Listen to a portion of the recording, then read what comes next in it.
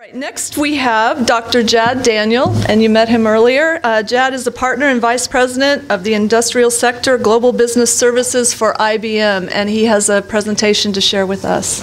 Thank you, Jad. So when Ratib called, I call it the dreaded Ratib call, because that means he wants you to do something. He said, we're organizing this year's conference where we're doing a morning session. We're going to talk about the capabilities of the Palestinians. I said, that's very nice. But for somebody who lived for the last 35 years in the diaspora, I'm not exactly the expert on the subject. I'm happy to help, but I don't think I'm the one who can speak the most. But then I said, this is what I can talk about, because really we're trying to get two things accomplished. What the Palestinians are doing, and you heard about so far, and generating the demand from outside of Palestine. This is what we're looking to do. Otherwise, this thing is not, reaching the potential. So with the line of work that I do is I work all the time with very large clients who are interested in offshoring their services. And I distinguish between outsourcing and offshoring, and maybe it's not a formal distinction. To me, outsourcing is you take it, you throw it away, and you're not doing anything other than what's happening remotely. I think a lot of clients in the IT space are expecting that they would keep some capabilities in-house, push some stuff out, and in some cases distribute it among different countries. So it's not that they're cutting off what they're doing, they're augmenting what they're doing, and that's what I distinguish between the two. And what I thought is I'll bring the perspective of what clients here in the US, some of the clients I work with in Europe, are looking for. And I decided to stick my neck out and do some scoring, kind of what I think the impression is. And some people here may agree with some of the assessment, and some people may not agree. But I think it's fair to say what I'm going to put on the board is representative of what impression clients in the US would have. Or clients in the US would go to consultants to ask them, what do you think of this? So, and maybe what we can get out of all of this discussion is, if there is a disagreement, is how do we convey the correct impression? Because at the end of the day, what clients think is what matters, because they're the ones that they're going to write the check, okay? So with that said, let me see, where do you go to the next page here? Oops. Trust the consultant to mess it up. Escape. Where is the escape button on this thing here? Here's escape, okay. There we go. Why do people offshore? Cost, cost, and cost. It's a pain in the neck. Nobody likes it. It brings complexities to the business.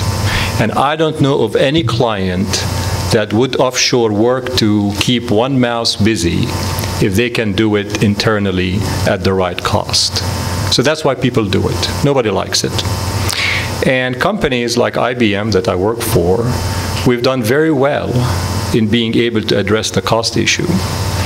And I think, if you've been tracking the election cycle here in the US and all the talk about outsourcing, it's a fact of life that with the globalization, there are certain cost structures that are not going to exist in the US for certain jobs. So everybody accepts that, we're living in a global world, and you have to go where you can meet, your business criteria. And the other issue is the 24/7. It's the other headache that clients deal with.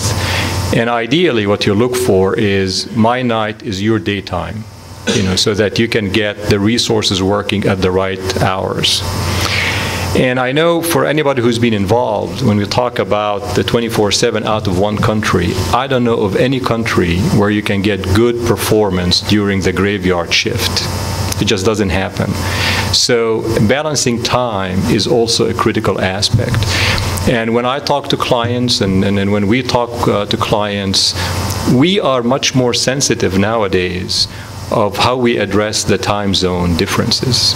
And we're going to get to how Palestine fits into that, because it's a headache for us as we sell the services and make sure that clients are getting the right level of service. So what I decided to do is, give a score to what are the major outsourcing capabilities out there. And I don't think I'm off in my scoring. And I'm not going to go every one of them, otherwise we'll never have lunch and maybe we risk not making it to the banquet. But the key countries today are India, no great surprise, Philippines, China, Brazil, Mexico, Eastern Europe. And I think where the emerging countries are Africa. And we, IBM, if you track the news, we're beginning to invest more and more in Africa. I think it's a forgotten continent. And if you look back, you can say the Chinese have been the first to recognize that and have been investing heavily in Africa. But we're beginning to see a movement, in that country, in that continent. Not every country, but select countries. And I don't think it'll be long before they start to look to compete. And there's also the Middle East. Now, I chose not to score those two because I don't think there's enough out there. It'll be kind of the Jad Daniel view of life. I'm not too sure that's what really matters. It's what clients and the industry cares for. But let me hit about, kind of each country very, very quickly. India is the most dominant. And the challenges with India, why would you not look to do business or diversify? I don't think it's one where you forget about India. It's large, the skills are there, it's still relatively cheap. But the struggle with India is when you look at the workforce stability, is you work with whoever today, he's gone tomorrow, to the guy that offers more money. So if you talk to anybody who worked with Indian firms, one of the biggest challenges is you don't know how long the people that you get to train, that they get to understand your environment, are going to stick around. And they go next door. I mean, it's known that you go out to lunch and you got recruiters, standing outside the office buildings, looking to make people more offers, and they disappear. And the other one is, the time zone. I mean, I was maybe a little bit harsh with the red there, but the time zone difference it's close to being the opposite, not the opposite, close to being the opposite.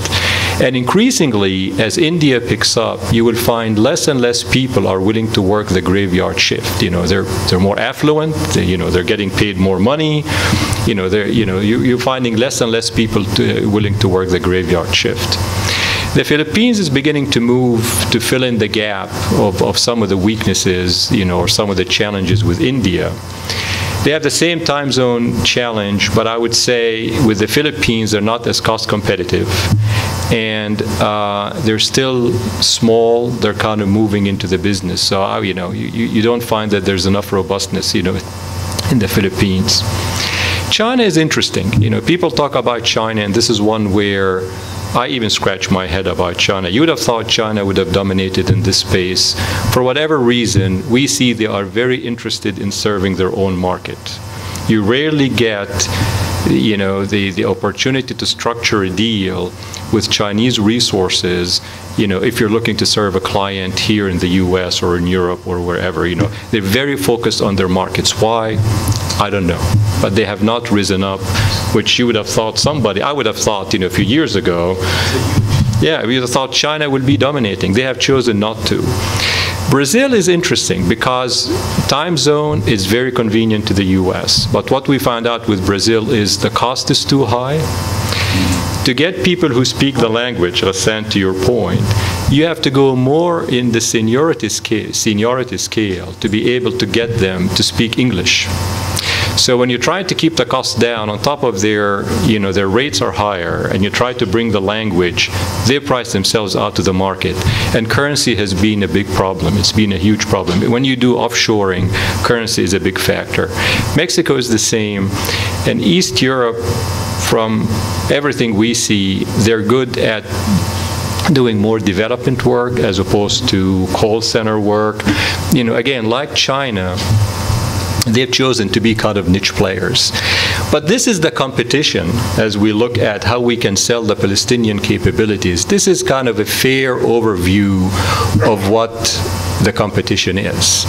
And to be able to attract clients and to scale this thing up and widen the aperture, there has to be a niche somewhere in here. We're not going to overtake India or, those big countries, but somehow there has to be a niche play that says, I fit in an overall model like this one. And if we manage to crack that code, and I think we're moving in that direction, then things would be good. Now, where I might generate emotions here, I decided to put down what I think people would comment or view is about the Palestinian capabilities. So let's put a score up on the board and say, where do we think we are? So here I am. I'm being asked to go and sell the Palestinian ICT offshoring capability to U.S. clients. This is what I expect. I'm going to walk through them quickly, but this is what I expect. And this is what I think the current status, rightly or wrongly, and how easy it is to fix. Now, if people disagree, this will be a good opportunity to talk, because that means we have the wrong concepts or impression of what we can do. So again, when we scale, if I'm being asked to go and score something for a client, I would say cost will be high, one of the highest considerations. Remember, why people offshore? Cost, cost, and cost. I think cost, is not the lowest. It's not the highest. I gave it a yellow, and maybe we're improving to bring the cost down. I would say the cost is probably a yellow. And how can we improve it? I said the barrier to improve it is medium, because there's a certain cost of living considerations. There's what people will ask for, but it's something that could be fixed. And then maybe this is moving more towards green. I doubt very much some of the cheapest India rates that the Palestinians can compete with, but Hassan, you said we are, so maybe I'm a little bit off base here. The other one is education. I give it a green. I think you're going to find one of the highest educated workforce in Palestine. I think people want to learn. We're smart people, and education is not an issue. Workforce stability is another green. I don't think we have people who are rushing to immigrate. People leave because they don't have jobs. They don't have hope. They don't have aspirations of making it where they are. I think if they get that, I think the majority of people won't pack up and leave. So I don't think there's an issue, about people, jumping ship or necessarily going. I don't think, there are a lot of opportunities today to go from one company to the other. So I think it's stable. Environment stability, and I gave it a red. Now, people look at the political stability of where they're going to outsource their work, and I'm sure people will look at this and say, no, it's not red. And the answer is probably yes, but that's not what your typical American, US-based client or European-based client will think. I think there is a challenge. And in my next and last slide, actually, is I'll talk about how do we overcome that challenge. Would I advise a client to go and bet the farm of their IT business in Palestine? I would say no, because I'm not doing my client a favor. But is there room to be augmenting an overall offshoring strategy? Yes. And I think, given the size and the capability today, I'm not too sure even, the Palestinian workforce can handle some of the largest clients. Smaller clients, yes. What I would call emotional clients, yes. I would say augmenting a strategy, yes. But this is how we grow. As you said, we're beginning to walk now. Maybe we're crawling. Now we're beginning to walk. I have confidence we can run and leap over buildings, but it's something that we have to evolve to. English proficiency, green. I don't know if you noticed, but there's an increasing shift by big clients to have their remote call centers. Never mind that they brought some in-house. But there's a shift towards, Philippine centers versus India centers in the US. Because Filipinos speak with an American accent. Indians speak with a very rough English accent. And I'm on the phone every day with somebody from India. That's the job I do. I get paid to do that. And I can tell you, between the accent, the quality of the phone lines, which amazes me, that with a country that relies so much on offshoring their workforce, it's a struggle. I refuse to be in a meeting with a client and conference in somebody from India.